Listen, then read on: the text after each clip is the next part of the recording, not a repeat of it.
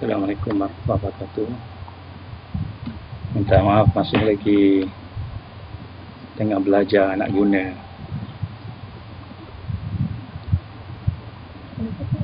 Tertutup siapa?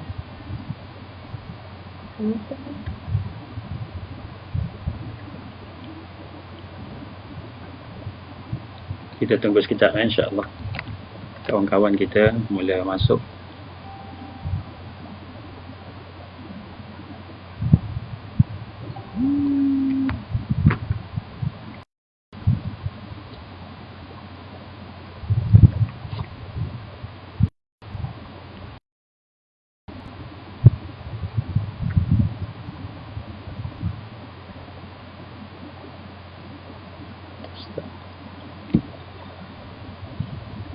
InsyaAllah kita mula dengan Ummul Quran. InsyaAllah Al-Fatihah. A'udzubillahi minasyaitonirrajim. Bismillahirrahmanirrahim. Alhamdulillahi rabbil alamin. Ar-Rahmanirrahim. Maliki yaumiddin. Iyyaka na'budu wa iyyaka nasta'in. Ihdinas siratal mustaqim. Siratal ladzina an'amta 'alaihim ghairil maghdubi 'alaihim waladdallin. Amin. A'udzubillahi samil alim minasyaitonir rajim. Bismillahirrahmanirrahim. Innal hamdalillah nahmaduhu wa nasta'inuhu wa nastahdihi wa nastaghfiruh wa na'udzu billahi min shururi anfusina wa sayyiati a'malina. May yahdihillahu fala mudilla lahu wa may yudlil fala hadiya lahu. Asyhadu an la ilaha illallah wahdahu la syarika lahu wa asyhadu anna Muhammadan 'abduhu wa rasuluh. Qala rabbi shrah li sadri wa yassir li amri wa hlul 'uqdatam min lisani yafqahu qawli. Rabbi zidni ilman amma ba'd. Assalamualaikum warahmatullahi wabarakatuh. Alhamdulillah, pertama-tama mari sama-sama kita bersyukur kepada Allah Subhanahu Wa Taala dengan keizinan Allah, dengan kasih sayang Allah, dengan kekuatan, maka kita dapat bersama-sama pada malam ini dalam rangka kita untuk sama-sama meningkatkan lagi suasana-suasana ingat memperingati, suasana-suasana untuk kita mendekatkan lagi diri kita dengan Allah Subhanahu Wa Taala. Pertama-tama mari sama-sama kita betulkan hati-hati kita, niat kita, supaya segala niat-niat kita itu benar-benar untuk mendapatkan redha Allah Subhanahu Wa Taala, kerana menjadi suatu perkara yang amat susah, dengan digambarkan oleh Rasul sallallahu alaihi wasallam, diberikan nikmat sihat dan nikmat lapang. Dua nikmat ini satu yang susah untuk kita ingat Allah. Ketika kita lapang, Allah Subhanahu Wa Taala memberikan kepada kita kemudahan-kemudahan itu, dan Allah Subhanahu Wa Taala memberikan kepada kita peluang untuk kita buat sesuatu, tapi tak boleh nak buat apa kerana kelapangan itu melalaikan kita. Begitu juga kesihatan tu melalaikan kita. Ada kata lighting tak cukup kuat. Sebenarnya bukan lighting ni, rasanya komputer ni, kamera dia kamera lama, jadi mungkin kameranya tak berapa nasihat. Yang semampu boleh untuk kita nak sama-sama kita kata meneruskan, walaupun mungkin ada banyak kelemahan. Jadi pada malam ini, sebagaimana yang saya sebut semalam, kita akan cuba melihat sedikit sebanyak berkenaan dengan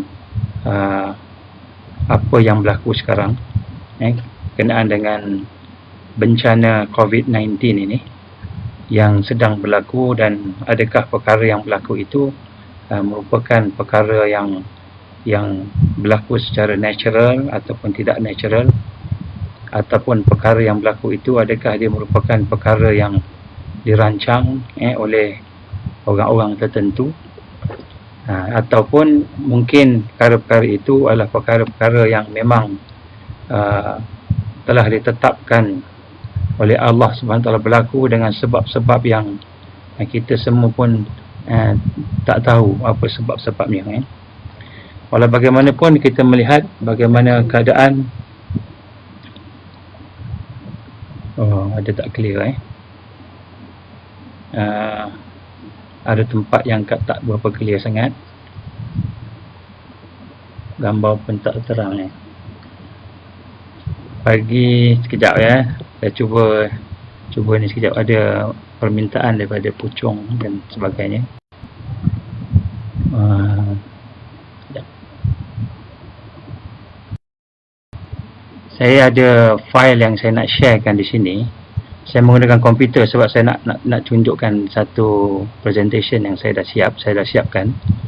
Tapi malangnya dekat sini dia tak ada command untuk nak share.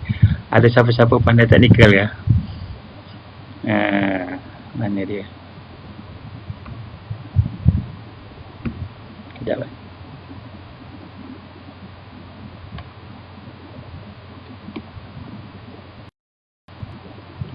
Tak jumpa Baik, tak apalah, insyaAllah. Kita teruskan dulu, insyaAllah.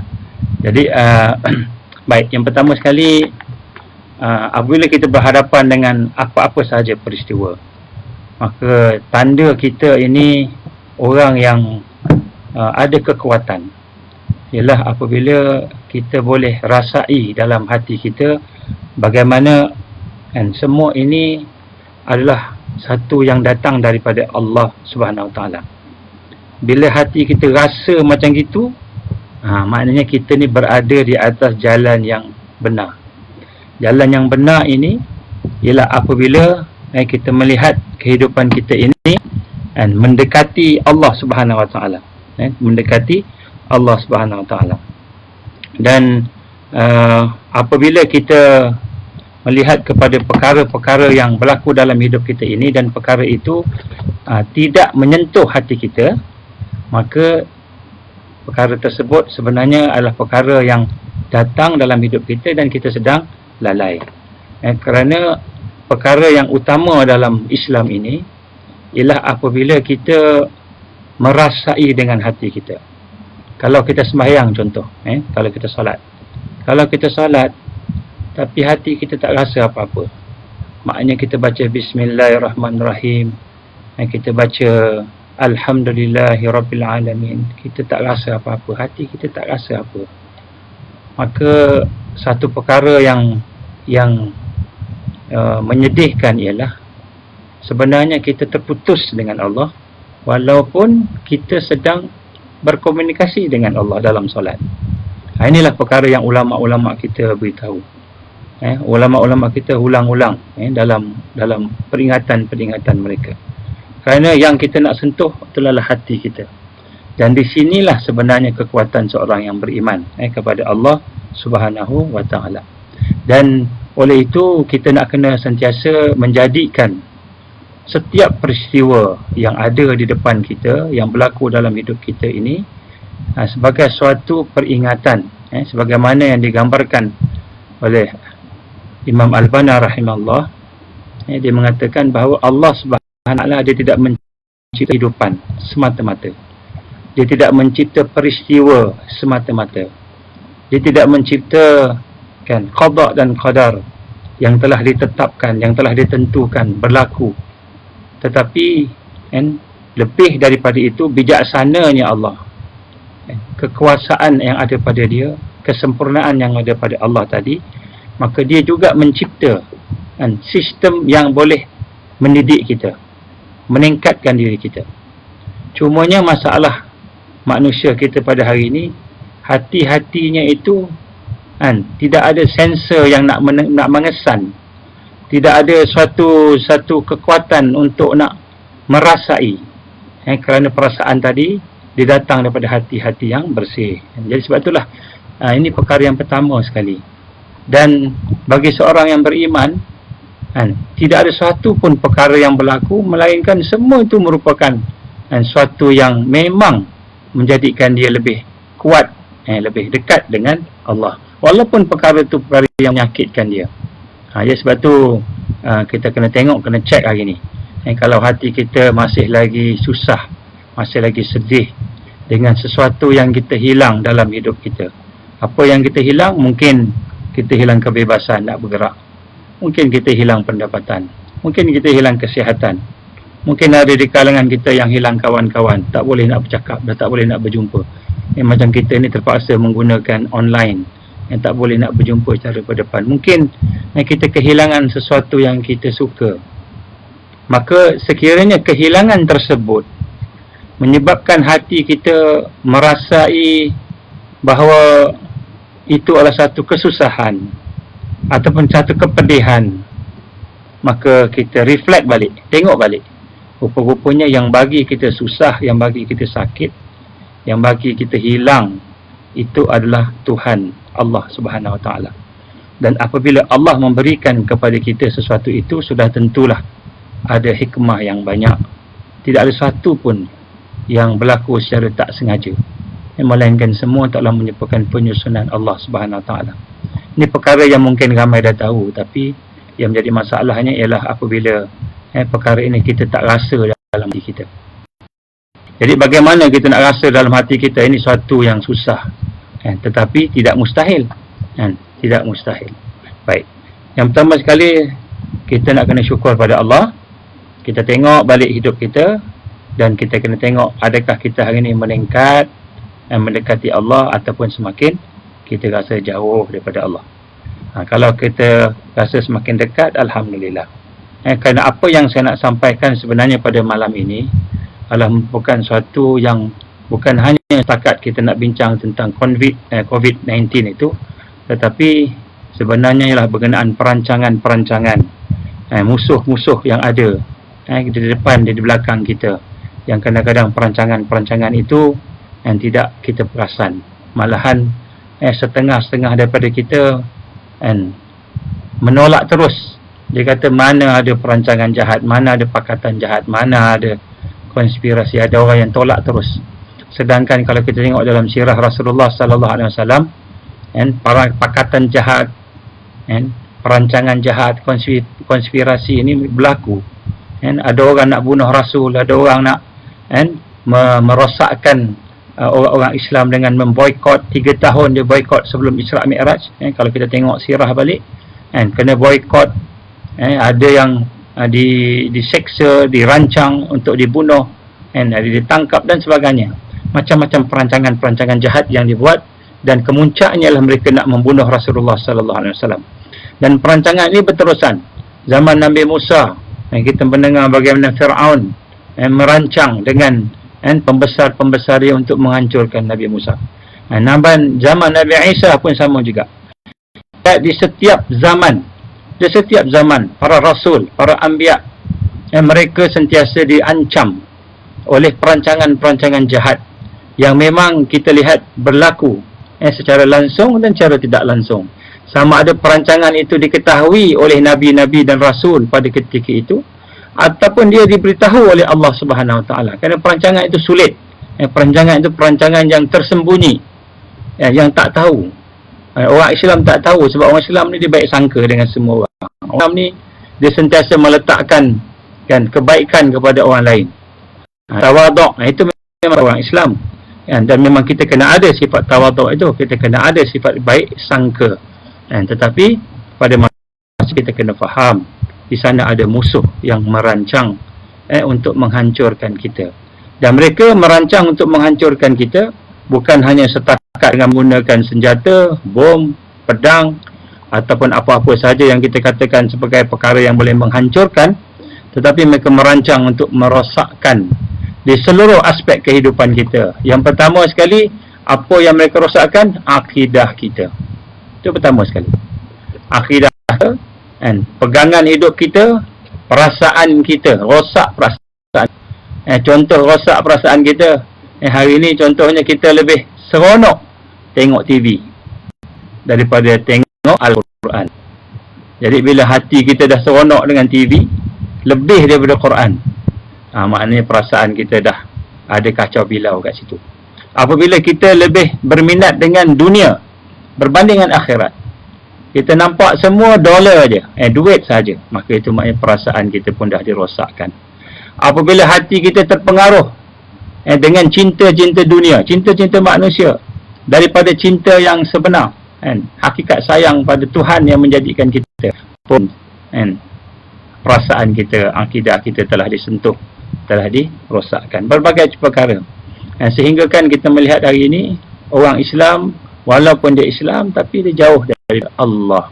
Ini perkara yang kita nak kena tengok. Sebab itulah apa yang kita nak sama-sama melihat, bukan hanya sekadar iblis, syaitan dan sekutu dia itu merancang untuk membinasakan kita dengan peperangan-peperangan yang nampak besar, tetapi sebenarnya dia merancang dengan peperangan sulit. Sebab tu dia ada istilah ghazwa fikr. Dia ada peperangan pemikiran, dia ada peperangan pemikiran, dia ada peperangan jiwa, dan sebagainya.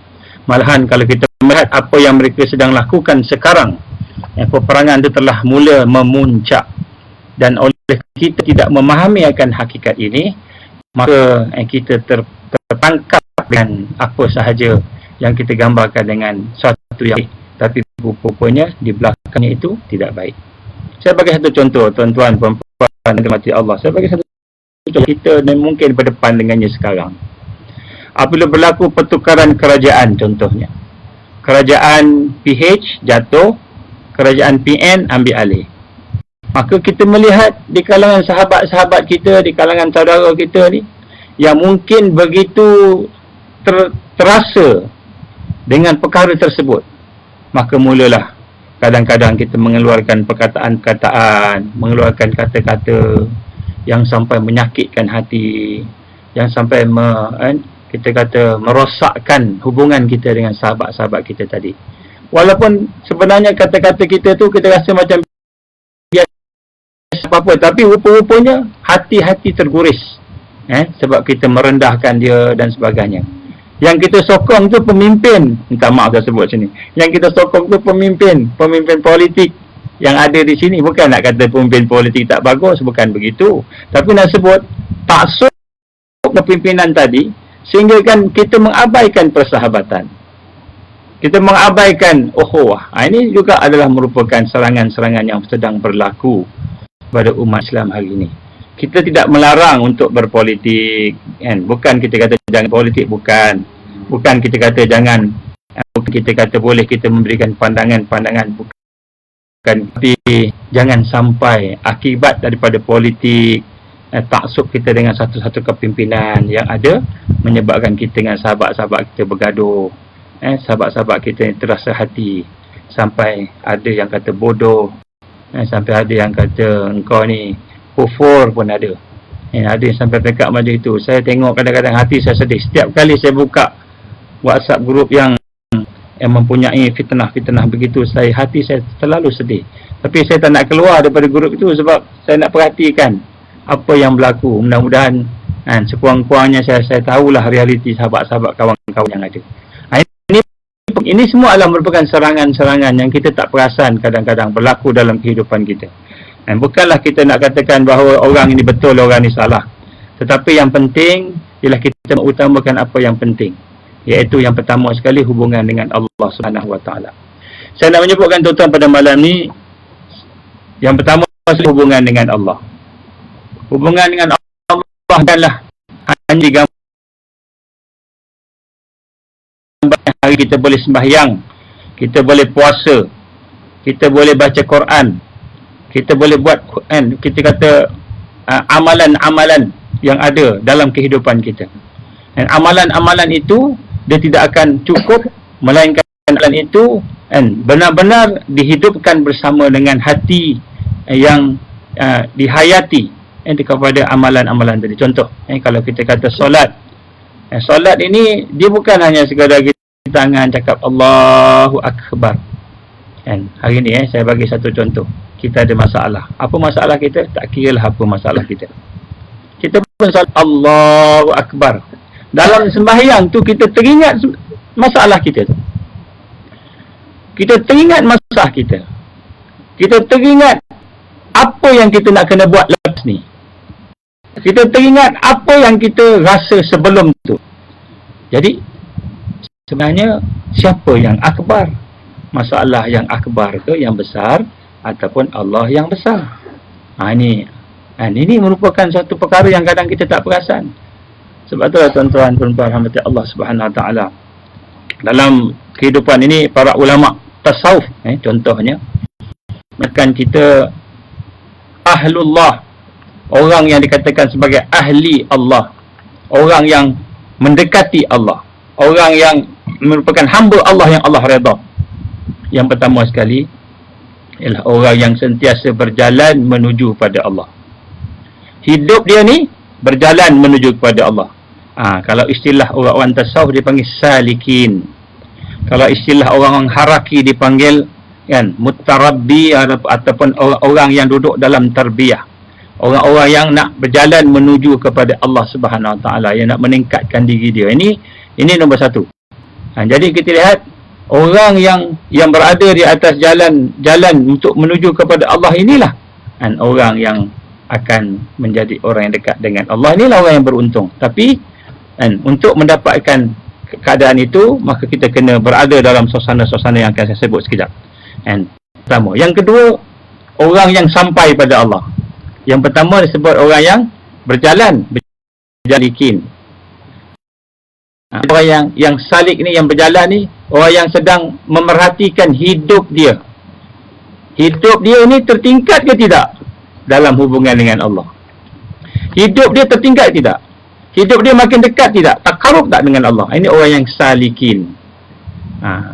Dan yang kedua ialah orang yang wasilin disebut. Wasilin ni orang yang sampai pada Allah. Istilah. Bukanlah sampai maknanya kita secara fizikal sampai pada Allah, bukan itu dia. Macam kita sampai daripada rumah kita pergi rumah kawan, sampai kat situ, itu yang wasil, bukan begitu. Itu secara fizikal, mustahil. Sebab Allah tidak bersamaan dan makhluk, tak sama. Kita maksud wasilin ini ialah seseorang yang sampai peringkat dia boleh menggunakan hati dia itu merasai sampai kepada Allah. InsyaAllah nanti kalau sempat kita akan tentu sikit mungkin pada masa akan datang. Tapi nak sebut kat sini, apabila kita berjalan pada Allah ni, apa yang kita perlu buat dulu? Apa berhubung dengan Allah? Kalau dalam Quran Allah gambarkan, kul, katakan, inna salati wa nusuki wa mahyaya wa mamati lillahi rabbil alamin. Katakanlah, sungguhnya sembahyang aku, inna salati wa nusuki, penumpuan hidup aku, kehidupan aku, kematian aku hanyalah untuk Allah Subhanallah, kerana Allah. Itu kalau kita kata dalam sembahyang yang kita baca doa itu. Hakikatnya macam mana? Tuan-tuan rahmati Allah, yang pertama sekali, hakikatnya apabila seseorang itu mendekati Allah, maknanya hakikat tadi, seorang tu semakin kenal Allah. Hakikat dia semakin kenal Allah. Dan semakin kenal Allah ini, dia bukan hanya kenal dengan nama-nama dia saja, sifat-sifat dia saja, tapi dia kenal sehingga sampai satu peringkat pemikiran dia, hati dia, seluruh kehidupan dia itu benar-benar duduk di bawah kita kata naungan kasih sayang Allah. Dia boleh merasai, sebab peranan hati ni merasai. Jadi sebab itulah nak sebut sini bagaimana nak buat macam itu. Nombor satu, tuan-tuan puan-puan, perkara yang menghalang kita nak dekat Allah ini, nombor satu ialah dosa kita. Sebab itulah dalam tarbiyah Islam, Rasul ajar pada sahabat, dan juga di dalam jalan-jalan untuk menuju kepada Allah salikin. Perkara yang menyebabkan kita tak boleh nak sayang Allah, tak boleh nak kenal Allah, tak boleh nak menyaksikan Allah Subhanahu Wa Taala ialah dosa kita. Dan kadang-kadang kita tak perasan kita berdosa. Kita ingat kita tak berdosa, kita ingat kita dah okey dah. Dan akibat daripada kita tidak rasa kita berdosa ni, maka kita tidak bertaubat. Tidak bertaubat tu sendiri adalah merupakan satu dosa. Tangguh taubat adalah merupakan satu dosa. Lalai kepada taubat juga satu dosa. Adalah dosa yang besar, dosa yang kecil kan, tapi nak sebut sini dosa. Sama ada dosa kita perasan, tak perasan, kita berdosa kepada Allah Subhanahu Wa Taala. Jadi sebab itulah sebenarnya seseorang tu, macam mana rahsia dia nak dekat Allah, lagi sedikit dosa dia, lagi sedikit lalai dia, lagi sedikit perkara yang Allah murka, keaiban pada dia tu, lagi cepat dia pergi kepada Allah Subhanahu Wa Taala. Lagi mudah dia nak khusyuk dalam, lagi mudah dia nak bangun malam untuk bertaubat pada Allah, lagi mudah. Kenapa? Kerana dosa dia tak ada dah. Dosa itulah yang menghalang kita. Ya, sebab tu nombor satu, kita nak kena lihat jalan orang yang nak jalan kepada Allah ni mesti bertaubat. Mesti bertaubat. Kalau kita ada sangkut tak mau taubat, kita tahu kita ada dosa, nak taubat, maka dosa itulah yang akan menjadi penghalang kepada kita. Dan apakah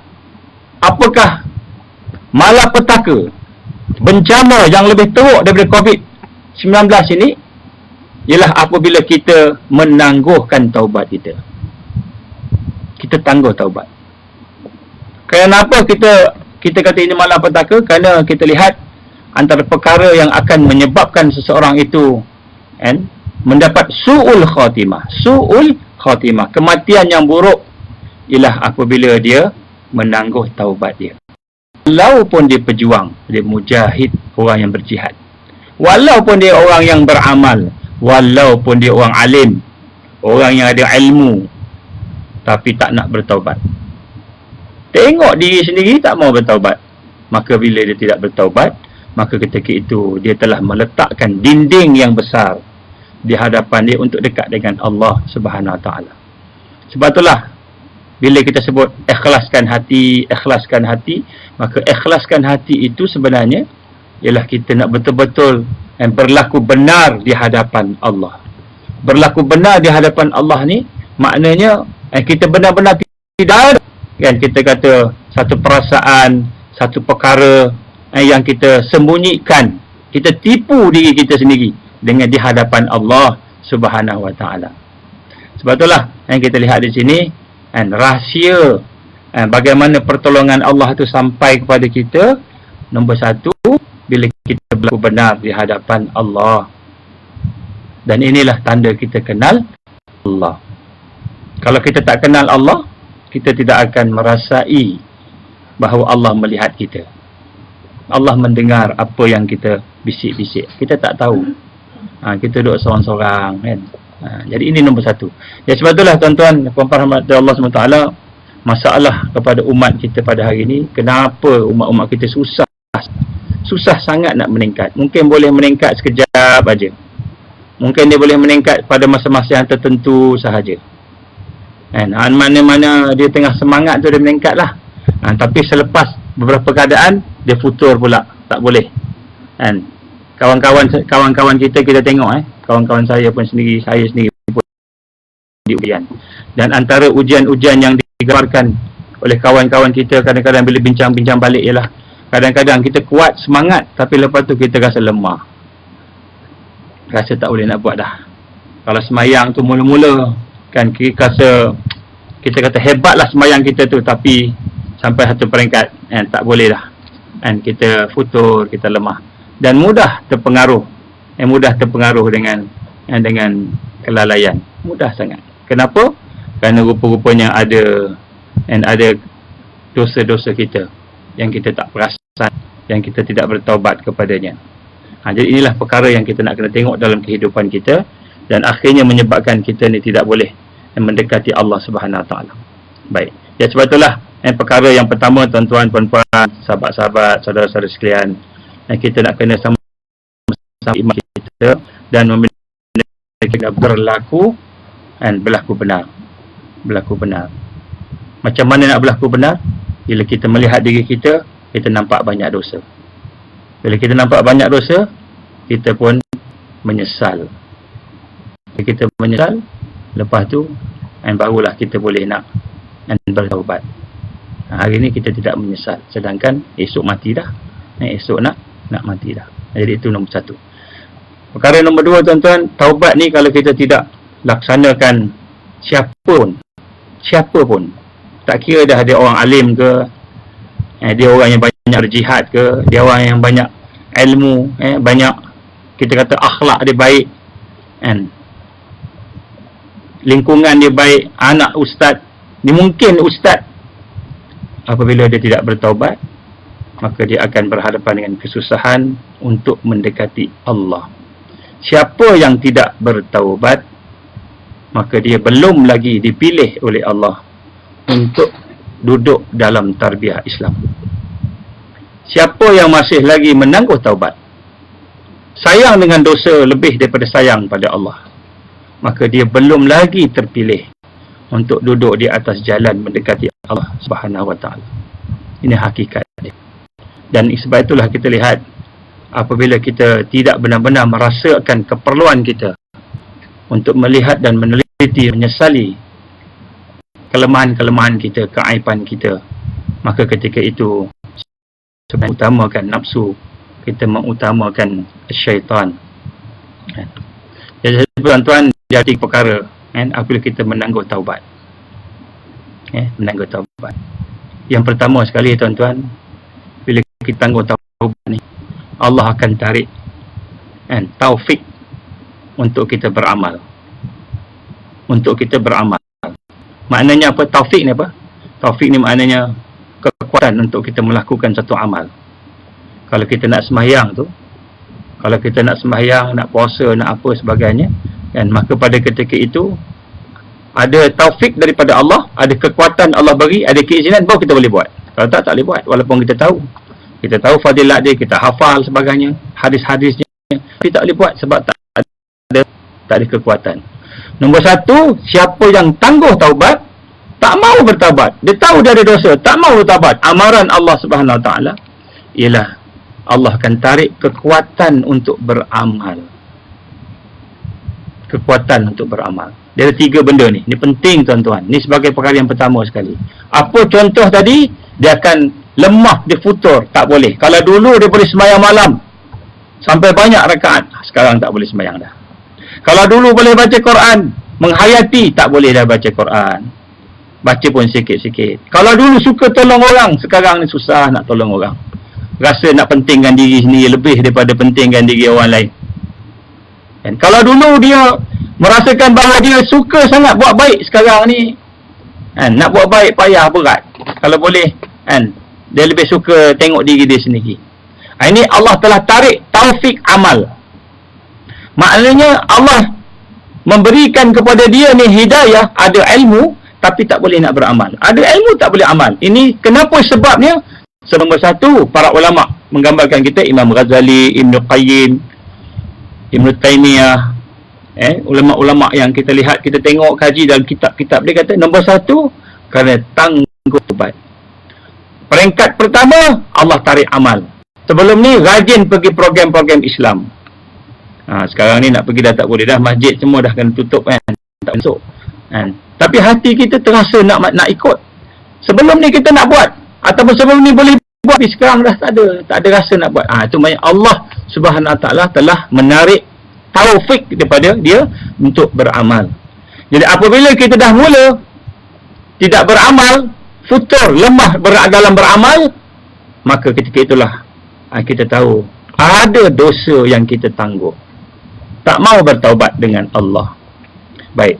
Setelah kita menangguhkan dosa itu, tak kiralah dosa besar atau dosa kecil.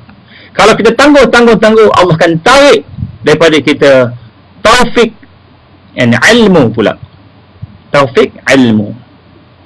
Iaitu kita tidak akan menambah ilmu kita. Dulu rajin baca Quran, buat tadabbur Quran. Dulu rajin bincang-bincang dengan sahabat-sahabat. Pagi-pagi dah tanya, petang tanya. Kuliah, rajin untuk mendapatkan ilmu, mendapatkan hidayah, sumber hidayah. Maka apabila kita tangguh taubat, walaupun dosa itu dosa kita tangguh, tak mau bertaubat, maka Allah tarik taufik ilmu. Apa maksud taufik ilmu ini? Allah tarik kemampuan dia untuk mencari hidayah Allah. Maka Allah tutup jalan-jalan untuk mencari hidayah Allah. Dan bila Allah tutup jalan untuk mencari hidayah Allah, maka pada ketika itu, apa yang berlaku dalam hidup dia akan kekal dengan amal yang berkurangan, dan kemudian dia akan semakin jauh dan jauh daripada Allah Subhanahu Wa Taala. Allah mula dah membiarkan dia. Dia ingat dia masih lagi ada Islam, ada iman, ada takwa. Dia ingat dia masih lagi ada amal. Dia ingat dia masih ada sahabat-sahabat yang bersama dengan dia. Rupanya amal dia berkurang, ilmu dia berkurang, hidayah berkurang. Maka rupa-rupanya ada dosa yang dia tidak mahu bertaubat. Maka Allah SWT mula biarkan dia. Tidak ada dah hidayah masuk. Bila orang nak bagi tazkirah, dia rasa alah boring lah. Aku dah tahu dah benda ni semua. Aku dah belajar sekolah agama dulu, dah tahu semua ni. Tak mau dengar dah. Bila Allah SWT buka pada dia, mungkin ada kuliah, ataupun ada orang bagi bagi sesuatu peringatan ke apa sebagainya, dia tak mau, dah tak mau. Ini maksudnya Allah telah menarik taufik ilmu, taufik hidayah daripada dia. Maknanya dia tak akan dapat sumber hidayah dah. Yang dia dapat hanyalah bisikan nafsu dia, bisikan syaitan, dan bisikan suasana-suasana fujur yang ada di sekitar dia. Itu yang dia dapat. Akhirnya, yang pertama tadi, amal berkurang, hidayah berkurang, maka akan membawa kepada peringkat yang ketiga, di mana Allah Subhanahu Wa Taala akan menarik kepada dia nikmat yang terakhir, yang ketiga, sekiranya kita menangguh taubat kita. Digambarkan oleh Imam Al-Ghazali rahimahullah, dia kata apa? Allah akan tarik husnul khatimah. Allah tak akan bagi dia husnul khatimah. Ini suatu perkara yang menyedihkan, tuan-tuan. Padahal dia tu orang yang sembahyang, padahal orang tu yang puasa, padahal orang tu orang yang buat. Tapi apabila dia tidak menjaga dosa-dosa dia, mata dia tengok aja apa yang dia nak tengok, yang nafsu dia nak tengok. Telinga dia dengar aja benda-benda yang haram. Lidah dia bercakap aja perkara-perkara yang keji. Tangan jari dia menaip, menyakitkan hati orang, hanya mengikut nafsu saja. Maka apabila Allah tarik taufik amal, Allah tarik taufik ilmu, hidayah, dan peringkat ketiga, dia akan ditarik husnul khatimah. Saat ajal dia akan berada dalam keadaan su'ul khatimah. Sebab tu tuan-tuan rahmati Allah Subhanahu Wa Taala, saudara-saudara yang saya sayangi, yang saya kasihi sekalian, marilah sama-sama kita rasa sungguh-sungguh bila Allah Subhanahu Wa Taala menguji kita pada hari ini, ada kelapangan masa yang lebih. Kalau dulu mungkin kita sibuk dengan pejabat, mungkin kita sibuk dengan kerja. Kalau dulu sebelum ni mungkin sibuk dengan aktiviti-aktiviti luaran. Apabila Allah memberikan kita satu peluang pada hari ini, iaitu duduk dalam suasana yang mungkin relax sikit berbandingkan sebelumnya, wallahu a'lam, maka ambillah peluang kita duduk dalam suasana begini untuk nak muhasabah. Muhasabah apa, tuan-tuan perempuan? Muhasabah dosa kita. Dosa kita. Kita sibuk nak membersihkan virus corona daripada tangan kita, daripada wajah kita, daripada tubuh badan kita. Ada satu mesej tadi saya dapat, bagaimana seorang budak umur 4 tahun ke, kalau tak silap, bersama ayah dia dibawa ke hospital kerana dah kena infection, yang telah dijangkiti oleh virus corona ni, yang COVID-19 ni kan. Bapa dia balik daripada pasar raya, tak buka baju, dia tak bandi, tak apa, maknanya dia dengan pakaian dia terus peluk anak dia. Tiba-tiba bapaknya ada dan anak dia pun kena, Allah izin dua-dua sekarang dia masuk ke dalam hospital. Jadi kita sibuk kadang-kadang, kita fikir macam mana nak selamatkan diri kita daripada penyakit-penyakit, kita terlupa. Rupa-rupanya perkara yang lebih besar bila kita ni tidak dapat selamatkan diri kita daripada dosa-dosa kita. Dan dosa itu merupakan najis, merupakan penyakit, merupakan racun dalam kehidupan kita. Ini yang kita nak rasa dalam hidup kita ini. Bagaimana pentingnya nak berjalan menuju kepada Allah ni, mesti bermula dengan at-taubah. At-taubah mesti mula dengan taubat, mesti mula dengan satu perasaan menyesal dosa kita, mesti ada. Dan dosa kita banyak, tuan-tuan dan puan-puan rahmat Allah. Apa dosa kita banyak? Dosa-dosa yang fizikal, dosa-dosa hati, dosa-dosa yang kita fikir-fikirkan, berfikir. Berfikir pun boleh dosa juga kan, hati pun boleh berdosa juga kan, fizikal pun boleh berdosa juga. Dan kemudian itu dosa kita, belum lagi dosa kita dengan anak-anak, dosa kita dengan keluarga, dosa kita dengan jiran-jiran kita, belum lagi dosa kita dengan sahabat-sahabat kita. Mungkin kita tak perasan dosa kita dengan masyarakat kita, dosa kita pula dengan umat hari ini yang dalam keadaan susah. Orang Palestin hidup susah, Syria mati, negara China, kawan-kawan saudara kita berada dalam keadaan tertekan. Begitu juga yang ada di India, berbagai tempat hari ini agar kita tak rasa kita ada dosa dengan mereka. Banyak dosa kita. Dosa yang kita sedar, dosa yang kita tak sedar. Yang kita faham, besok bila bertemu Allah, maka kita tak boleh nak angkat kepala kita dengan sebab dosa-dosa yang ada. Sebab tu tuan-tuan, puan-puan rahmatullah, permulaan pada malam ini hendaklah kita melihat kan di mana kedudukan kita. Yang pertama, kedudukan kita, adakah Allah dah ambil dah taufik amal daripada kita ni? Apa maksud taufik amal? Maksud taufik amal ini ialah Allah SWT telah menjadikan kita ni orang yang dah kurang dah amalnya. Kalau dulu kita rajin baca Quran, tadabbur Quran, sekarang dah kurang. Kalau dulu rajin hafal Quran, sekarang dah kurang. Kalau dulu rajin buat benda yang baik-baik, sekarang dah kurang. Apabila kita kurang, hanya tanda Allah tarik taufik amal pada kita. Bahaya kalau kita tak perasan. Kita ingat kita dah okey, dah relax dah semua dah buat dah. Rupa-rupanya amalan yang sepatutnya kita buat, kita tak buat. Amalan yang kita patut tinggal, kita tak tinggal. Itu maknanya Allah tarik taufik amal yang soleh. Yang kedua, kita tengok keadaan kita. Adakah Allah telah menarik taufik ilm, taufik hidayah untuk mendapatkan hidayah? Kita mula rasa bosan tadabbur Quran. Kita mula rasa tak sukalah nak tengok-tengok yang baik-baik ni. Kita lebih berminat kepada perkara-perkara yang melalaikan. Contohnya internet. Contohnya dengan WhatsApp. Sekarang ni Instagram dan sebagainya. Yang kadang-kadang bukan kerana untuk dekat dengan Allah, tapi kerana nak melalaikan diri kita. Kita kena berlaku benar dengan Allah Subhanahu Wa Taala. Tengok, ada tak? Kalau kita mula mementingkan ilmu-ilmu yang ghairal Islam, maknanya kelalaian. Kita malas nak dengar, tazkirah, malas nak membaca Quran, tadabbur Quran, mendapatkan ilmu tadi, maka Allah dah tarik taufik ilmu daripada kita. Itu tanda Allah dah tarik taufik ilmu. Bila Allah tarik taufik ilmu, kita dah mula malas dah nak berfikir. Fikir pun malas. Malas lah nak fikir. Buat apa nak fikir susah-susah. Bila malas berfikir, tak nak berfikir, kita hanya berangan-angan, berimajinasi. Kita larut dengan permainan e-sport contohnya.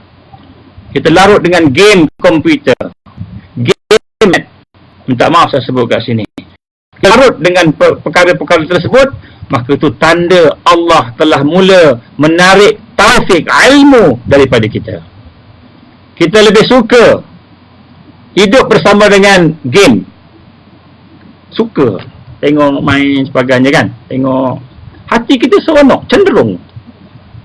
Kita lebih suka lalaikan diri kita daripada tazkirah. Itu maknanya Allah dah tarik taufik ilmu. Ini bahaya ni tuan-tuan, puan-puan. Bila Allah tarik taufik ilmu, maka amal berkurangan. Pasti berkurangan.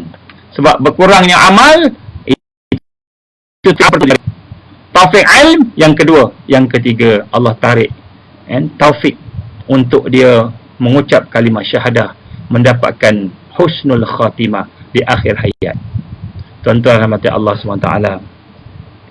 Hari ini tiap-tiap hari kita dengar ada orang mati. Orang yang muda-muda, orang yang tua, mati sama sebab COVID-19 ataupun sebab lain. Dekat depan rumah mak saya ni pun ada orang meninggal ni. Berapa orang ada meninggal dunia. Nak sebut kat sini tuan-tuan, kita berhadapan dengan suasana akhir zaman yang mana kata Rasul, kematian mendadak dan beramai-ramai. Ini hadis Nabi. Kematiannya mendadak, tiba-tiba. Dan kematiannya beramai-ramai. Maksud ini dihurai oleh para ulama, dia kata apa? Maksud mendadak di sini ialah kita tak sangka kita akan mati. Kita tak perasan kita akan mati. Sedangkan Allah dah bagi dah tanda-tanda. Orang yang nak meninggal dunia ni, kalau kita tengok dalam satu kitab yang dihurai panjang oleh Al-Ghazali berkaitan dengan bab kematian. Semua orang nak mati ni Orang beriman terutamanya Allah akan bagi tanda-tanda nak mati. Mesti ada tanda-tanda nak mati.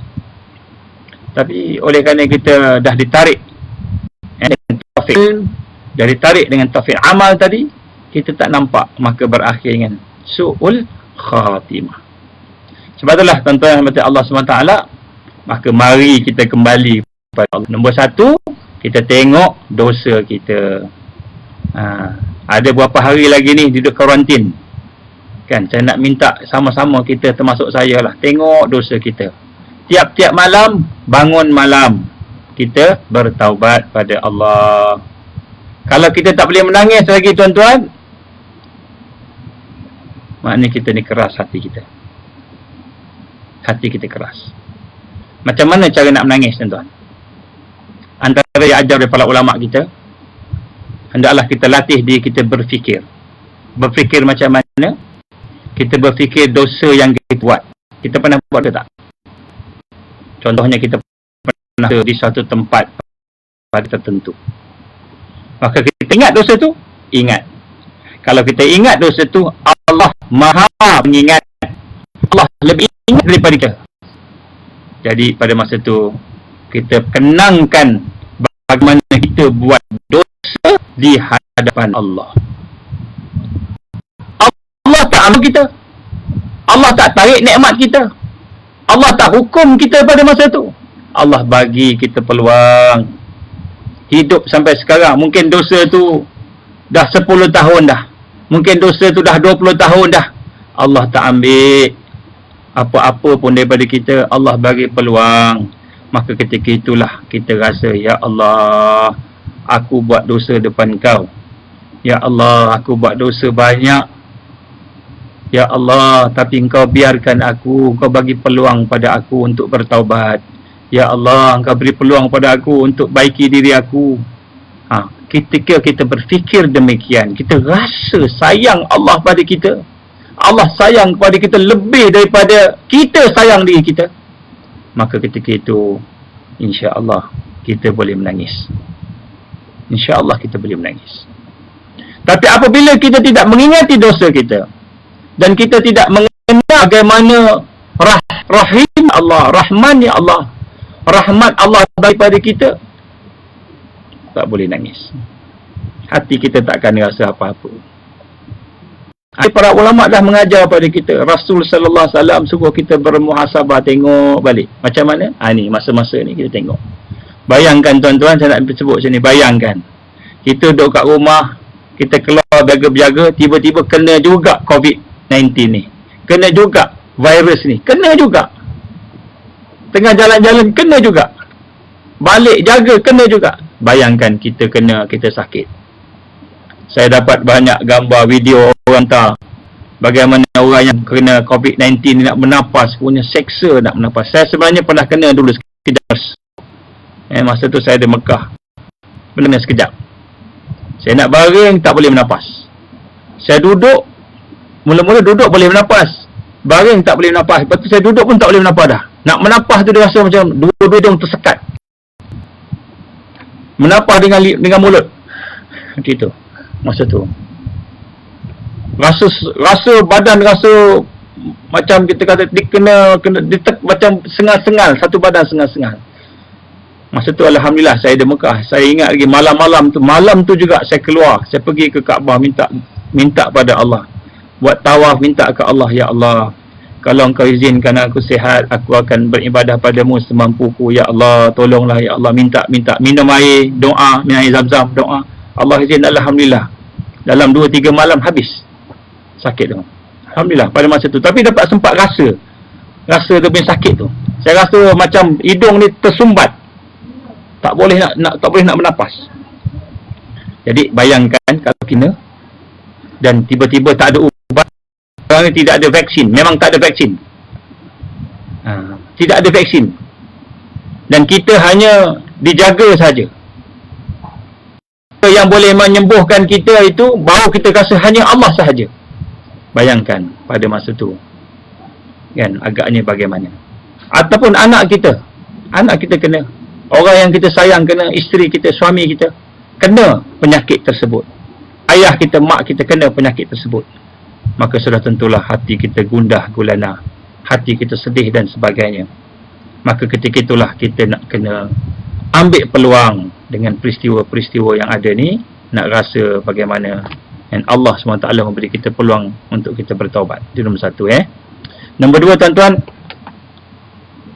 sebenarnya saya nak buka apa namanya ni, file ni saya dah sediakan, tapi saya tak jumpa apa namanya button yang boleh share screen. Saya tak ada kat sini. Ada siapa-siapa boleh bagi mesej macam mana cara nak keluarkan saya punya file ni? Ada tak cara? Tengok kat gunakan Facebook tak ada button tu, tak ada. Jadi saya nak tunjukkan, tak boleh nak tunjuk. Macam mana saya nak tunjuk? Tak boleh.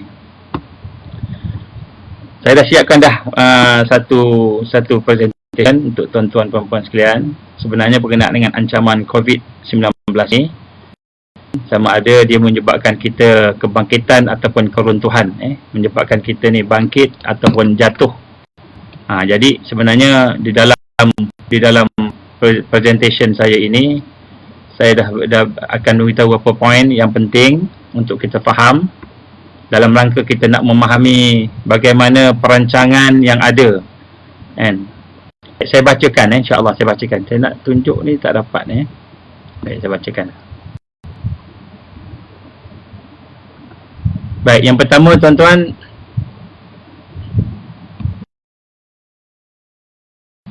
berfirman kepada kita berkenaan dengan pertarungan di antara al-haq dan batil. Apakah pertarungan al-haq dan batil itu? Maka Allah SWT menggambarkan dalam Al-Quran bahawa pertembungan antara al-haq dan batil tidak akan berhenti. Wala yazaluna yuqatilunakum hatta yaruddukum an dinikum in istata'. Allah SWT telah menyatakan dalam surah Al-Baqarah, mereka tidak akan henti-henti untuk memerangi kamu. Kamu ni siapa? Kamu ni orang beriman, orang Islam. Dan orang-orang yang mempunyai fitrah yang baik. Saya tahu di kalangan kita ni ada yang bukan Islam, yang mendengar. Sama ada dia beragama Hindu, Kristian dan sebagainya. Saya tahu, saya dapat maklumat daripada kawan-kawan kita. Kawan-kawan ni nak dengar, dan Alhamdulillah. Jadi ada rupanya di kalangan manusia ni mereka yang memang jahat. Dan mereka akan menyerang, akan tembung dan orang-orang yang sentiasa buat baik, hajat kepada kebaikan. Dan hajat kepada kebaikan. Jadi kata Allah firman dalam surah Al-Baqarah ini, mereka sekali-kali tidak akan berhenti-henti untuk memerangi kamu. Memerangi kamu sehinggalah kamu kembali kepada kekufuran. Jadi maknanya di sini Allah gambar pada kita bahawa sungguh-sungguh dalam dunia ni ada orang yang akan memerangi kita. Maknanya ada musuh walaupun kita buat baik pada semua orang. Rasul sallallahu alaihi wasallam manusia yang paling baik, tetapi baginda Rasul sallallahu alaihi wasallam masih lagi ditekan oleh musuh-musuhnya. Baik. Yang kedua, saya nak sebut kat sini tuan-tuan sebagai review kita, Nabi sallallahu alaihi wasallam menggambarkan kepada kita tentang zaman-zaman pemerintahan. Sekali lagi saya minta maaf, saya tak boleh nak tunjukkan apa namanya slide projector yang saya dah buat ni. Allah tak izin, tak jumpa dia punya tu. Mungkin Allah tak, subhanallah, tidak mengizinkan untuk kita dapat secara live, secara online. Mungkin benda ni agak saya nak tunjuk tapi Allah tak izin ni. Baik, yang kedua, kita berada di satu zaman Allah Subhanahu Wa Taala nak memahamkan kita melalui Rasulullah sallallahu alaihi wasallam. Hadis sahih kata Rasul apa? Kamu akan hidup dengan 5 zaman. Ini hadis riwayat Imam Ahmad, saya ringkaskan. Apakah dia perkara tersebut? Yang pertama sekali, kamu akan hidup dengan zaman kenabian. Itu ketika ada Nabi. Kemudian zaman, lepas itu zaman Khulafa Ar-Rasyidin, selama 30 tahun. Dan kemudian setelah itu, zaman Raja yang menggigit, ni saya ringkaskan. Selama 13 abad, kurang lebih. Yang keempat, zaman penguasa yang memaksa. Mulkan Jabariyin. iaitu penguasa-penguasa yang memaksa, diktator. Jadi kita sekarang berada di zaman itu, sebagaimana yang telah digambarkan oleh Rasulullah sallallahu alaihi wasallam ini. Maka di situlah kita nak kena rasa, apabila kita berada di zaman ini, maka kita kembali balik pada zaman di mana umat Islam ditekan. Umat Islam ditekan zaman ketika umat Islam mula-mula dulu. Bada'ul Islam ghariban wa sayaudu ghariban kama bada' fatuba lil ghuraba. Islam bermula dengan dagang ganjil asing, kemudian Islam menjadi kuat, dan lepas tu dia akan kembali menjadi dagang ganjil asing. Inilah zamannya. Sebab tu disebut sini, apabila kita berada pada zaman ini, maka kita kena faham pada zaman ini akan berlaku beberapa perkara yang besar. Iaitu yang pertama sekali, kita akan melihat bagaimana iblis yang telah berjanji dengan Allah Subhanahu Wa Taala untuk merosakkan umat-umat manusia ini ataupun anak-anak Adam ini, dia telah menjadi kekuatan, diberikan kekuatan untuk maksimalkan dia. Sebab itulah tuan-tuan rahmati Allah, Allah gambarkan pada zaman fasa keempat ini. Contohnya tuan-tuan refer kepada surah Al-Qasas ayat 20. Tengok surah Al-Qasas ayat 20. Saya bacakan dia punya makna sajalah. Dan datanglah seorang laki-laki dari hujung bandar dengan berlari. Sambil menyampaikan berita itu, maka dia berkata, wahai Musa, sesungguhnya pegawai-pegawai Fir'aun, kaki tangan Fir'aun sedang mengadakan pakatan jahat terhadap kamu. Mereka hendak membunuh kamu. Oleh itu pergilah dari sini. Sesungguhnya aku adalah pemberi nasihat secara ikhlas. Ini orang datang yang mengetahui tentang pakatan jahat Fir'aun, beritahu kepada Musa. Dalam surah Ibrahim ayat 46, ni surah Ibrahim ayat 46, diberitahu seorang laki-laki datang juga, dan kemudian dia berkata, dan sesungguhnya mereka telah menjalankan rancangan jahat. Mereka telah menjalankan rancangan jahat untuk menentang kebenaran. Sedangkan di sisi Allah itu ada balasan bagi rancangan jahat mereka, makar mereka. Walaupun perancangan jahat itu boleh melenyapkan gunung ganang. Allah gambarkan perancangan jahat mereka itu boleh melenyapkan gunung ganang. Jadi dalam zaman ini, zaman di mana kita lihat umat Islam dengan lemah ini, maka zaman ini Allah gambarkan akan ada perancangan-perancangan jahat. Jadi ayat ini membuktikan kepada kita bahawa kita kena berhati-hati dengan makar, dengan tipu daya orang-orang yang memusuhi Islam. Dan di sinilah ada ustaz-ustaz kita, ada sebahagian daripada orang yang alim tapi mungkin dia tidak mengkaji, maka dia telah menyatakan, kadang-kadang keluar statement-statement, kenapalah kita nak kaji sangat tentang musuh-musuh Islam ini, nak kaitkan dengan Dajjal dah sebagainya, sedangkan kita dah ada hadis, dah ada hadis Quran dan sebagainya. Jadi sebenarnya saya nak gambarkan di sini daripada ayat yang Allah gambarkan pada kita, Rasul sallallahu alaihi wasallam ketika itu, contohnya tadi itu Nabi Musa, Rasulullah Nabi Musa, Allah gambarkan Nabi Musa pun pada ketika itu diberitahu oleh seorang laki-laki, datang cerita pasal Fir'aun nak buat apa kat dia.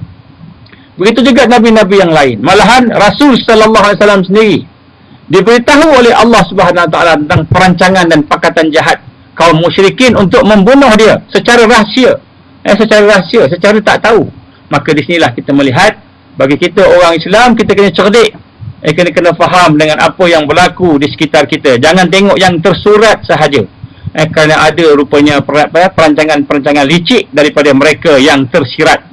Yang tersurat nampak indah, cantik, bagus, tetapi yang tersirat terbalik. Sebab tu Allah memberikan kepada kita satu kaedah. Macam mana cara nak tahu ni? Maka Allah telah menggambarkan dalam surah Al-Baqarah, a'udzubillahi minasyaitonirrajim, wa minan nasi man yaqulu amanna billah wa bil yaumil akhir wa ma hum bimu'minin. Allah gambarkan apa? Allah gambarkan di kalangan manusia ni, manusia yang macam mana? Yang munafik, yang kafir, yang musuh Islam. Mereka berkata, kami beriman pada Allah, kami beriman kepada Rasul, wa ma hum bimu'minin, tapi rupa-rupanya mereka ni tak beriman. Yang sebut kat sini, Allah jelaskan pada kita, kalau kita nampak orang tu musuh Islam, musuh kepada kebaikan, bukan Islam ajalah, musuh kepada kemanusiaan, Saya duduk atas kapal dulu, orang bukan Islam pun ramai bersama dengan kami, menentang Zionis Israel ni. Menentang Zionis Israel. Musuh kepada kemanusiaan, musuh kepada fitrah manusia, musuh kepada Islam. Maka bila melihat mereka ni, di depan kita dia baik. Dia kata, kami ni sama dengan kamu, beriman.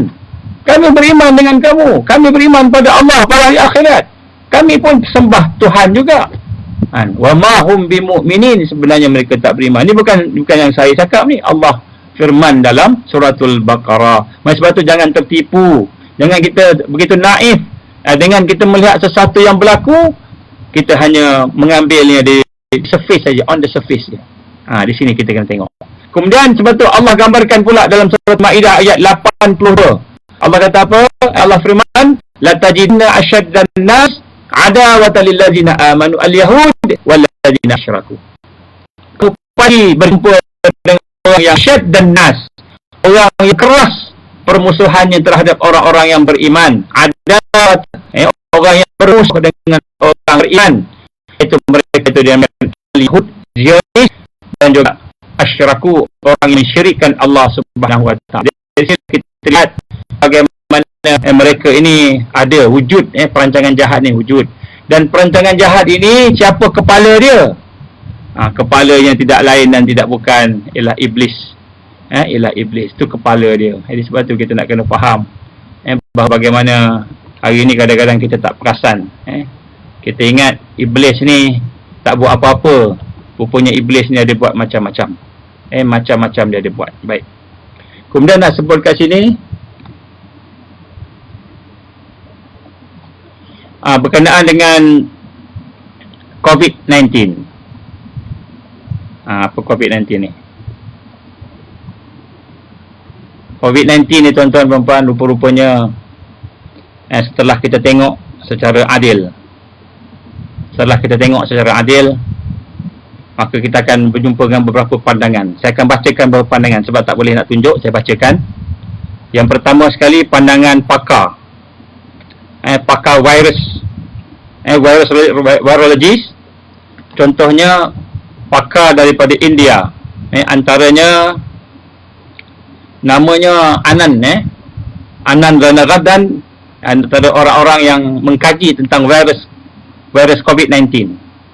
Dalam kajian dia bersama dengan kawan-kawan dia, dia telah mendapati bahawa di dalam COVID-19 itu ada insertion ataupun sisipan daripada HIV, virus HIV. Yang mana daripada virus HIV itu duduk secara tersembunyi di dalamnya dan menyebabkan mereka memberikan kesimpulan bahawa COVID-19 ini adalah virus yang dihasilkan dengan pengubahan di peringkat RNA, di peringkat protein, molekul protein, melalui makmal. Jadi daripada pakar-pakar yang ada di India yang mengkaji tentang virus ini, mereka telah berjumpa rupanya di dalam COVID-19 ini ada sisipan, insertion daripada virus-virus yang lain yang masuk ke dalamnya, yang tidak boleh berlaku hanya melainkan dengan makmal. Makmal. Dia tidak akan berlaku dengan kita kata secara natural, sebab dia tidak natural. Sebab HIV bukan virus daripada binatang. Jadi sebab tu dia kata dia yakin bahawa ini adalah merupakan satu pengubahan di peringkat makmal. Kemudian dalam satu organisasi yang berada di US dan Kanada, dia telah menyatakan bahawa ada dua orang saintis Cina telah mencuri coronavirus ini, tetapi bukan COVID-19, coronavirus yang lain, SARS yang lain. Dia ada banyak virus, dia ada banyak, dan dia telah membawanya ke negara China. Jadi ada gambar-gambarnya, ada bukti-buktinya. Saya tak dapat nak tunjuk kat sini lah malam ni. Jadi ada menunjukkan bagaimana mereka telah membawa. Daripada situ disambung pula oleh keterangan-keterangan daripada pakar virologis dari China pula. Contohnya yang telah diisytiharkan daripada makmal Wuhan sendiri. Ada satu makmal virus Wuhan disebut BSL-4. Ada sebuah makmal yang berkaitan dengan R&D senjata biologi, Parti Komunis ini. dia telah mengeluarkan di dalam dia punya laman web dia, website dia secara resmi. Website ini adalah website Wuhan tadi, yang di bawah kepimpinan ketenteraan Parti Komunis China. Dia mengatakan bahawa corona di Wuhan mereka mendapati adalah buatan manusia. Dan bila disebut buatan manusia, maka dia telah menuduh Amerika lah yang buat. Jadi ini adalah pandangan daripada China. Kemudian pada 26 Januari, di dalam website laman sesawang tentera China, Zilu.com, Zilu, Xilu, Zilu.com telah menerbitkan satu artikel. Artikel ni scientific, atau scientific finding, iaitu dia menyatakan bahawa ada 4 protein utama yang telah diubah suai dalam COVID-19. Jadi dalam virus COVID-19 ini ada 4 protein yang telah diubah suai. Dan kemudian artikel itu juga menyebutkan bahawa COVID-19 itu adalah merupakan buatan manusia yang sama mirip dengan SARS yang sebelum ni, SARS yang satu. Dan antara tujuan protein itu diubah ialah untuk menutup seolah-olah COVID-19 ini adalah SARS, supaya penularan dia dengan cepat. Jadi nak sebut kat sini, pandangan ahli-ahli virologis daripada luar China kata ni buatan manusia. Virologis daripada negara China pun kata buatan manusia. Tapi yang dari negara China ni disebut ni Amerika yang buat. Amerika yang buat. Kemudian saya nak sebut kat sini pula kenyataan mantan Jeneral Menteri Pertahanan China yang telah dia menyebut dalam satu ucapan dia, General Shi Houxian, General Shi Houxian, di dalam satu ucapan dia kata apa? Kami tidak akan berperang dengan Amerika menggunakan senjata nuklear.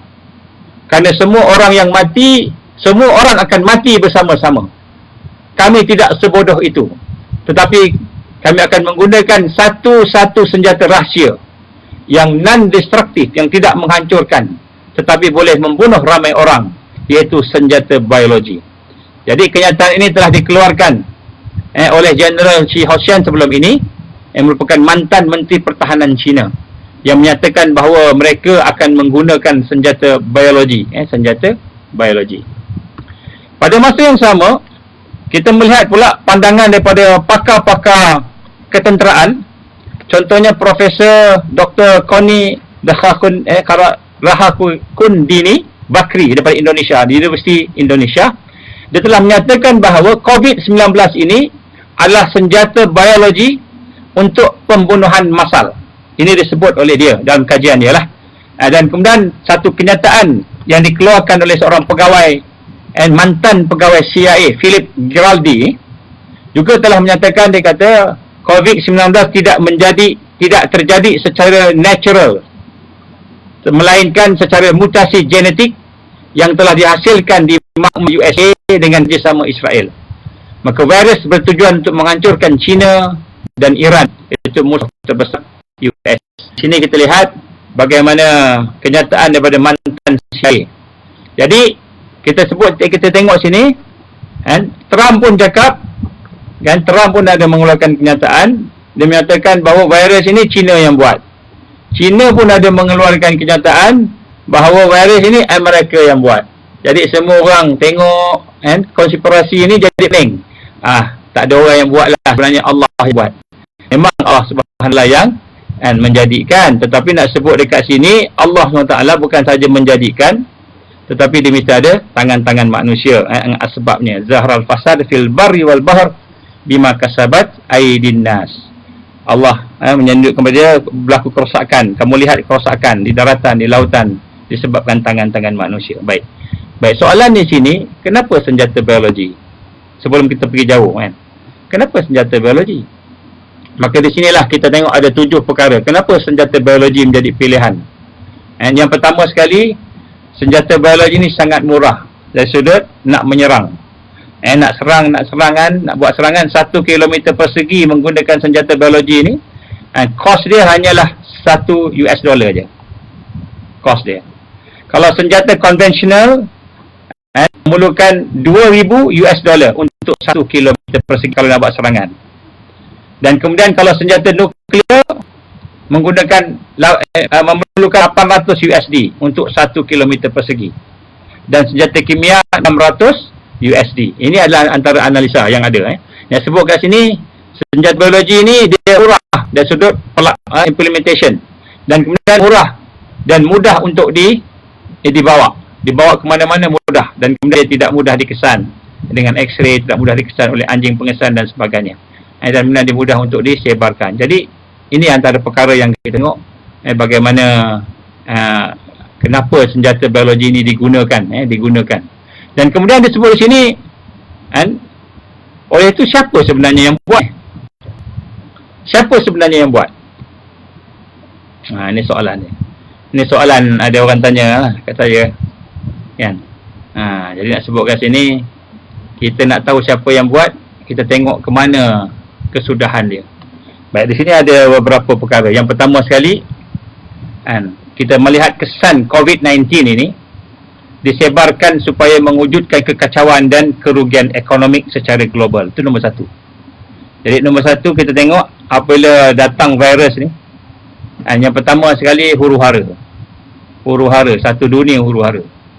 Kan hari ni kita pun huru-hara kat sini.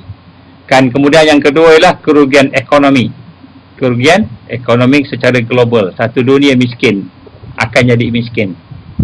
Yang kedua, kita melihat pasarannya ialah akan menyebabkan merudumnya, jatuhnya pasaran saham. Pasaran saham pun jatuh juga, menyebabkan tuan punya pasaran saham tadi, investor tu akan terpaksa menjual. Kalau tidak dia rugi. Sebelum dia rugi dia jual, maka ramai yang menjual.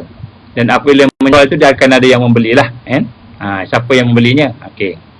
Yang ketiga kita lihat pembiayaan untuk rawatan rakyat yang sakit.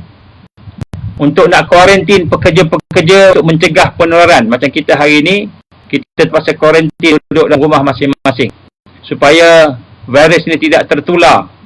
Dan perusahaan-perusahaan mengalami kerugian. Pendapatan negara akan menurun. Maka di mana hala tuju sini, sekiranya perkara ini berlaku berterusan, dia akan mengakibatkan recession. Dia akan menyebabkan perlambatan ekonomi. Jadi maknanya negara-negara dunia akan terpukul, terperangkap dengan kemelut keuangan yang akhirnya akan terperangkap dengan kerugian ekonomi. Jadi negara-negara akan menjadi negara-negara yang berhutang, ataupun negara-negara yang berada dalam keadaan masalah keuangan. Ini adalah antara sasaran dia. Kenapa dia nak buat macam itu? Sebagaimana yang berlaku pada revolusi Perancis, sebagaimana yang berlaku pada dalam World War I, World War II, peperangan dunia pertama, peperangan dunia kedua. Mereka menggunakan ekonomi untuk menguasai dunia ini. Kita lihat matlamatnya ialah di manakah matlamat tadi? Yang pertama sekali, mereka akan dapat mengawal negara dengan hutang-hutang yang kemungkinan besar akan dibuat oleh negara-negara yang kekurangan duit tadi, sehingga akhirnya dia akan duduk di bawah ta'alukan World Bank dan IMF. World Bank dan IMF akan menguasai ekonomi negara-negara dunia ini. Maka apabila dia boleh menguasai ekonomi, maka dia akan menguasai politik dan kemudian ketenteraan, dan kemudian dia akan menguasai rakyat ataupun manusia yang ada di dalam negara tersebut. Maka di sinilah kita lihat, sekiranya perkara ini berjalan terus dan sesuai dengan rancangan jahat mereka, maka berlakulah apa yang digambarkan oleh Rasulullah sallallahu alaihi wasallam, hari kiamat tidak berlaku, sehingga harta benda akan menjadi limpah ruah setengah tempat, akan jadi timbul fitnah, akan ada ujian kesesatan, kekufuran, kegilaan, akan berlaku peperangan, al-harju. Begitu juga akan berlaku huru-hara, akan berlaku kematian dan pembunuhan. Jadi ini akan berlaku. Jadi sebab itulah tuan-tuan perempuan rahmati Allah SWT, kita nak gambarkan di sini, sekiranya perancangan ini diizinkan oleh Allah Subhanahu Wa Taala, maka dalam masa beberapa tahun, setahun, 2 tahun ini, akan keluarlah raja kepada segala raja kejahatan, iaitu Malik Masyayak. Malik mesayap, dia akan keluar. Dan dia akan keluar bersama-sama dengan cengkaman ekonomi, cengkaman kemiskinan, ketakutan, ancaman-ancaman kelaparan, ancaman-ancaman penyakit. Dan vaksin, dia akan keluarkan vaksin. Kalau kita tengok di dalam penyampaian saya tengok dalam penyampaian orang-orang pakar-pakar virus, sesungguhnya vaksin ni bukan senang untuk dibuat. Vaksin daripada SARS yang pertama dulu pun tak buat lagi, tak ada lagi. Jadi kita lihat bagaimana mereka memerlukan 7 tahun sehingga 10 tahun untuk nak buat vaksin. Kalau paling cepat pun, kalau ada sejarahnya, mungkin 6 bulan. Itu pun vaksin tu belum tahu boleh menyembuhkan. Sebab itulah di sini bagi kita kena merasakan bahawa COVID-19 ini worst scenario sekiranya perancangan jahat oleh manusia-manusia itu berlaku diizinkan Allah SWT, maka sudah itulah kita akan berada dalam keadaan yang amat susah dan kita akan berada dalam keadaan yang tertekan. Walau bagaimanapun Allah menggambarkan dalam Quran, wa makaru amrallah wallahu khairul makirin. Mereka rancang dan Allah juga merancang. Dan perancangan Allah Subhanahu Wa Taala yang terbaik, yang maha hebat. Sebab itu tuan-tuan perempuan, kita perlu mencari kekuatan daripada apa yang ada pada hari ini. Kita kena membina semula kekuatan kita. Kekuatan kita ini perlu kita bina dengan secara tersusun. Dan kekuatan itu bermula daripada kekuatan iman jiwa kita, akidah kita, kekuatan iman dengan Allah Subhanahu Wa Taala. Itu kekuatan pertama. Dan iman pula, di mana kunci iman? Di mana kekuatan iman? Pada kenalnya kita dengan Allah. Kita kenal Allah, kita dekat dengan Allah, maka sudah tentu Allah akan beri kekuatan. Ini nombor satu. Tak ada ketakutan pada orang yang beriman. Tuan-tuan, puan-puan rahmat Allah, mungkin lepas ni ada cakap, kita ni bincang pasal orang-orang jahat nak buat macam-macam, tak takut. Kita tak perlu takut, tuan-tuan. Tak perlu takut. Kerana yang pertama, rezeki kita ni Allah dah tetapkan. Hari ni kita makan, katakanlah Allah Subhanahu Wa Taala tetapkan kita makan hari ni 1 pinggan. Depan kita ada 10 pinggan, tak boleh makan 1 pinggan je. Kalau hari ni Allah dah tetapkan kita minum air 3 gelas lah. Ini rezeki kita. Itu dah bagian makan dan minum. Itu juga rezeki yang lain. Yang pertama, jangan bimbang. Sebab makan, minum, rezeki, hidup, nyawa, penyakit, rezeki semua di tangan Allah, bukan di tangan musuh. Ini kita tak perlu bimbang. Kalaulah berlaku Allah SWT izin kita tak makan, memang tak nak bagi kita makan. Kita duduk di gudang makanan pun tak boleh makan. Kita duduk di gudang makanan tak makan, tu kita kena cancel. Tak boleh makan, Allah izin tak makan juga. Ini satu yang kita kena rasa. Tak perlu takut dengan manusia, makhluk. Orang di akhir zaman, akhdahnya cukup dekat dengan Allah SWT. Nombor satu, Allah SWT menguasai rezeki kita. Jangan bimbang miskin, jangan takut hati kaparan, jangan takut penyakit. Kalau Allah izin kita kena, ini nombor satu. Jangan letak harap kita ketakutan kepada makhluk. Nombor satu. Nombor dua, Allah Subhanahu Wa Taala menjamin selepas daripada kesusahan ini akan ada kemenangan. Allah akan bagi kemenangan. Bagi orang beriman, dia tak takut.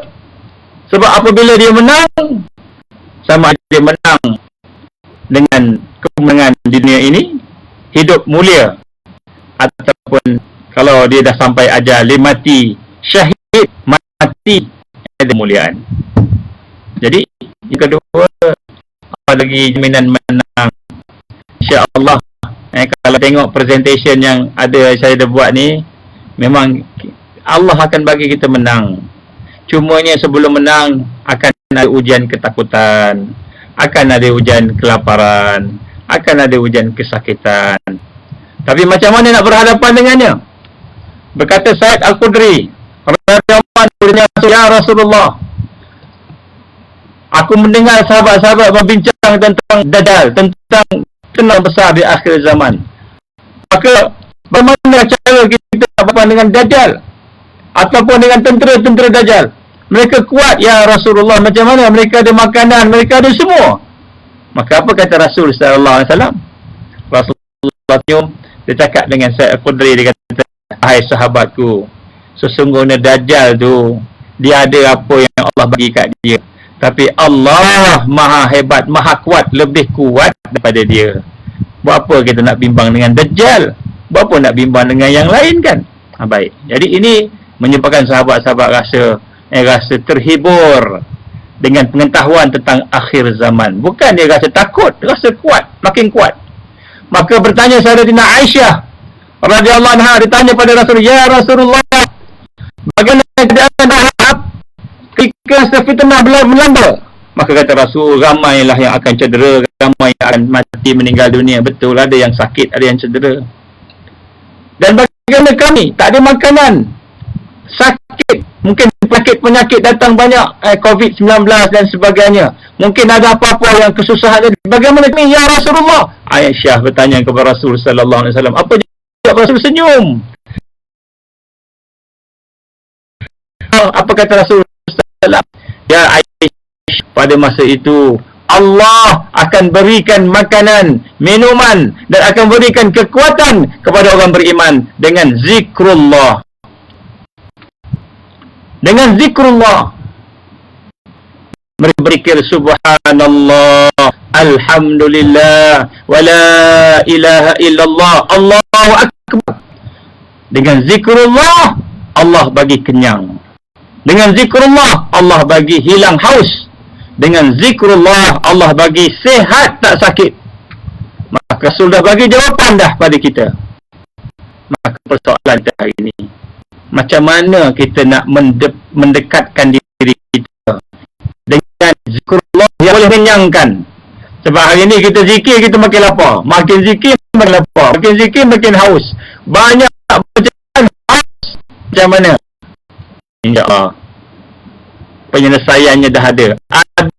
Nanti kita bincang macam mana untuk menjadikan zikrullah kita, zikir-zikir kita itu memberikan kekuatan pada kita, memberikan kekenyangan pada kita, hilang hausnya, hilang sakit.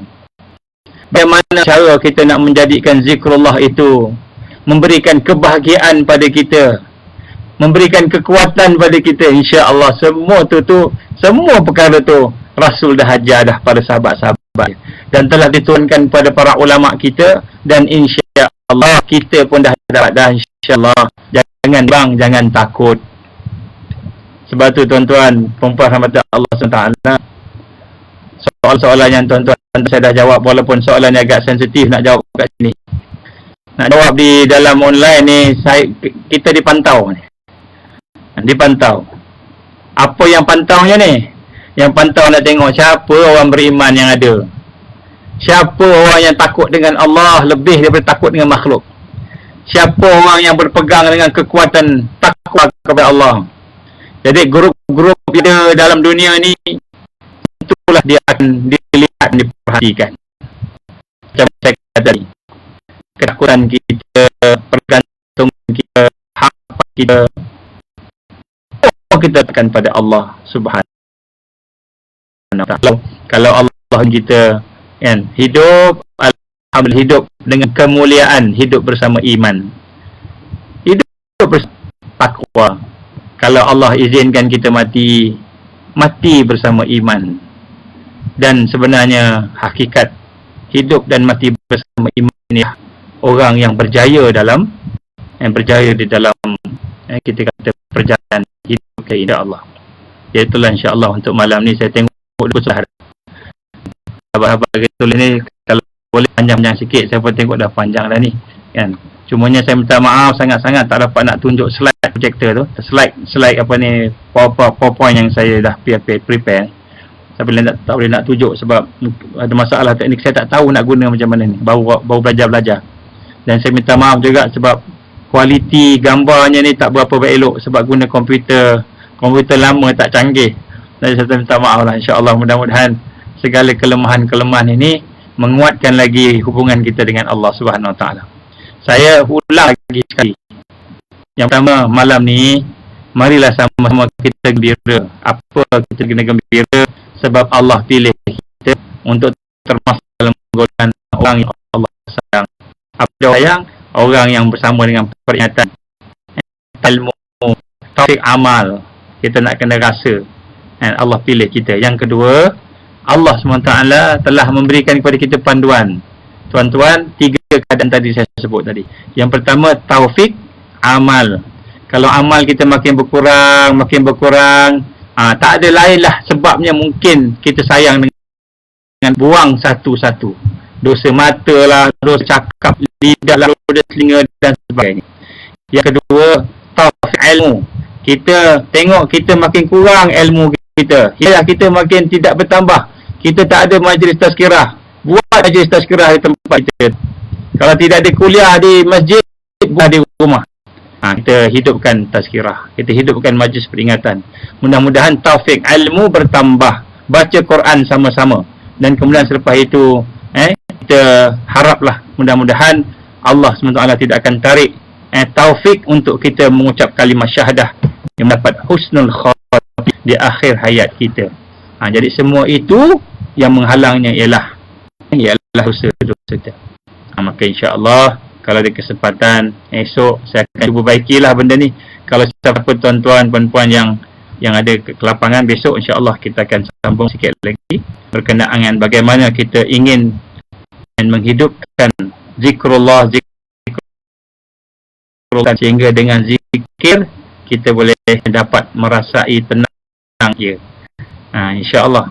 Dan akhirnya zikrullah boleh mengenyangkan perut kita. Apa hakikat zikrullah mengenyangkan perut kita?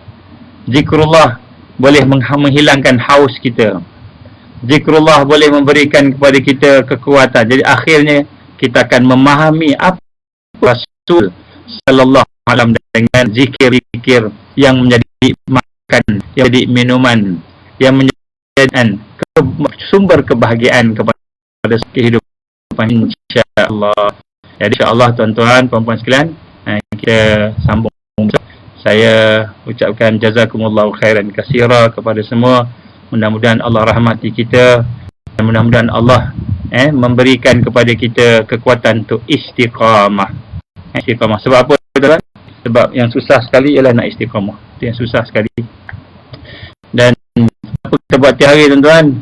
Sebab kita tak tahu kita boleh buat sampai bila. Mungkin kita sempat seminggu 2 je. Wallahu a'lam. Kalau kita sempat sampai kita dapat setahun 2 ke tu, insya-Allah lah. Tapi kita tak tahu. Jadi mudah-mudahan kita buatlah yang semampu kita, insya-Allah. Jadi kalau ada kesempatan kita akan buat besok sambung yang sama, insya-Allah. Tapi saya ingat bukan 9 suku, 9,5. 9,5. So 9 suku ni agak kalut sikit dengan insya-Allah. Alhamdulillah azim wa kita sama-sama berdoa kepada Allah Subhanahu wa taala. Mudah-mudahan Allah memberikan kepada kita kebahagiaan. Kita bayangkan wajah keluarga kita, insya-Allah. Allahumma salli ala sayyidina Muhammad wa ala alihi wa sahbihi baraka wa sallam. A'udzubillahi minasyaitonir rajim. Bismillahirrahmanirrahim. Alhamdulillahirabbil alamin wassalatu wassalamu ala asyrafil anbiya'i wal mursalin wa ala alihi wa sahbihi ajmain. Allahumma innaka ta'lam anna hadhihi al-qulub qad istamat ala mahabbatik wa taqat ala ta'atik wa tawahat ala wa ta'ala nasrati syariatik. Fawthik Allahumma rabbi tatahwadiha subula. وشرح صدورها بفيد الإيمان بك وجلالك وأهلها بمعرفتك وحفظ الله إنك نعم المولى ونعم النصير. Ya Allah, Ya Rahman, Ya Rahim, berilah kekuatan kepada kami untuk bertobat kepadamu, Ya Allah. Hapuskanlah dosa-dosa kami, hapuskanlah kelemahan kami dalam jalan bertobat kepadamu, Ya Allah, Ya Rahim. Berilah kekuatan kepada kami untuk istiqamah dengan amal saleh. Tingkatkanlah taufik hidayah kami, Ya Allah, supaya kami boleh berjuang sehinggalah mendapat husnul khatimah. Allahumma inna na'udzubika min azabi jahannam. Allahumma inna na'udzubika min azabil qabr. Allahumma inna na'udzubika min azabil qabr. Allahumma inna na'udzubika min fitnatil mahya wal mamat. Allahumma inna na'udzubika min fitnatil masiihid dajjal. Rabbana atina fid dunya hasanah wa fil akhirati hasanah wa qina azaban nar. Rabbana atim lana nurana واغفر لنا إنك على كل شيء قدير. ربنا تقبل دعانا إنك أنت السميع العليم وتب علينا يا الله إنك أنت التواب الرحيم. وصلى الله على سيدنا محمد وعلى آله وصحبه وبارك وسلم. سبحان ربك العزة عما يصفون والسلام على المرسلين والحمد لله رب العالمين. سبحانك اللهم وبحمدك أشهد أن لا إله إلا أنت أستغفرك وأتوب إليك. بسم الله الرحمن الرحيم. والعصر إن الإنسان إلا الذين آمنوا وعملوا الصالحات وتواصوا بالحق وتواصوا بالصبر. وبالله التوفيق والهداية. السلام عليكم ورحمة الله وبركاته.